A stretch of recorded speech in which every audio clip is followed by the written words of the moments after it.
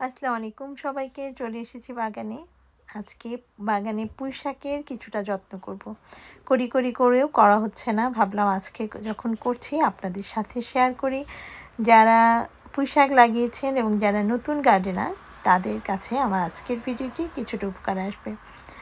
আলহামদুলিল্লাহ, চারদিকে যেখানেই তাকাচ্ছি শুধুমাত্র গাছগুলোর ভালো অবস্থা। এত সুন্দরভাবে প্রত্যেকটা গাছ বেড়ে উঠছে যে বলার মতো না। অনেক ধরনের সবজি আমার বাগানে এবং প্রতিদিন এত সবজি হারভেস্ট করছি যে কোথায় রাখি কাকে দিই এমন একটা অবস্থা। আলহামদুলিল্লাহ, পুঁই শাক গাছের পাতাগুলো অনেক বড় বড় হয়ে গেছে। এখন এখানে কিছুটা যত্ন করা খুবই প্রয়োজন। আমি কিন্তু পুঁই শাক গাছে কোনো ধরনের সার ব্যবহার করি না। তারপর আলহামদুলিল্লাহ, কারণ হচ্ছে মাটিটা অর্গানিক এবং প্রতি বছরই আমি পুঁই শাক গাছে চাল ধোয়া পানিটা দিই, কিন্তু এখন পর্যন্ত দেয়া হয়নি। ওয়েদারটা ভালো হওয়ার সাথে সাথেই গাছগুলো কিন্তু লক করে বেড়ে উঠছে। এখানে এত ঘন পাতা, সে কারণে এই পাতাগুলোকে কিন্তু কিছুটা ছাঁটাই করে দিতে হবে।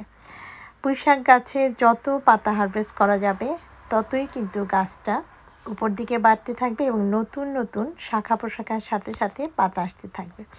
পুঁই শাক গাছে তেমন সারের প্রয়োজন হয় না, কারণ হচ্ছে পুঁই শাক গাছে কোনো ফুল ফলের আমরা আশা করি না, শুধুমাত্র শাকটাই আমরা খেয়ে থাকি, যা কিনা এই পাতাটার জন্য কোনো প্রকার সারের প্রয়োজন হয় না। শুধুমাত্র চাল ধোয়া পানিটা দিলেই দেখা যায় যে সেখান থেকে খুবই হেলদিভাবে মোটা মোটা ডগা এবং মোটা পাতাগুলো তৈরি হয়। এখানে আমি যেহেতু খুব ঘন হয়ে বেড়ে উঠেছে, যখন লাগিয়েছিলাম তখন কিন্তু একেবারে ছোট ছোট চারা ছিল, কিন্তু এখন এমন অবস্থা যে একটা টবের মধ্যে 4 জন থাকা কোনোভাবেই সম্ভব না। সেজন্যই আমি এখান থেকে চেষ্টা করেছি একটা একটা করে গাছ ছোট তুলে ফেলতে এবং ছোট ছোট যে চারা গাছগুলো রয়েছে সেগুলোকেও আলাদা আলাদা পটে দেওয়ার জন্য। তবে যেটা হবে, গাছগুলো যখন উপর দিকে বেড়ে উঠবে তখন নিচের থেকে গাছে আরও গাছের পাতা যখন বের হবে তখন একটার সাথে একটা লেগে যাবে না।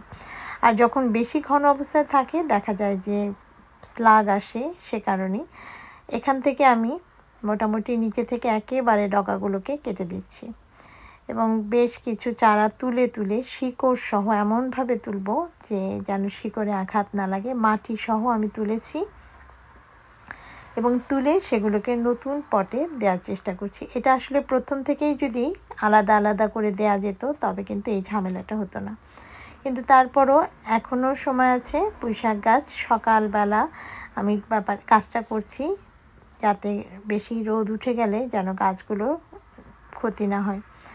প্রত্যেকটা গাছে থেকেই যখন আমি এভাবে পাতা কমিয়ে ফেলবো তখন কিন্তু এই যে অফ ক্যামেরা আমি এভাবে করেছি। একটু গ্যাপ রাখলে যেটা হবে, গাছগুলো খুব দ্রুত বড় হতে পারবে এবং আরও অনেকগুলো কন্টেনার তৈরি করেছি যেখানে এভাবে পুঁই শাক দিয়েছি। আলহামদুলিল্লাহ, এবছর অনেক বাগানে পুঁই শাক হবে এই প্রত্যাশাই করছি। যারা পুঁই শাক লাগিয়েছেন একটু গ্যাপে লাগাবেন এবং চেষ্টা করবেন নিচে থেকে পাতাগুলোকে ছেটে দিলে গাছের পাতাগুলো উপরে বাড়তে পারে এবং যত পুঁই শাকের পাতা কাটা যাবে ততই কিন্তু নতুন নতুন পাতা বেরোবে। এই ছিল আমার আজকের ছোট্ট একটা ভিডিও, আপনাদের সাথে শেয়ার করলাম।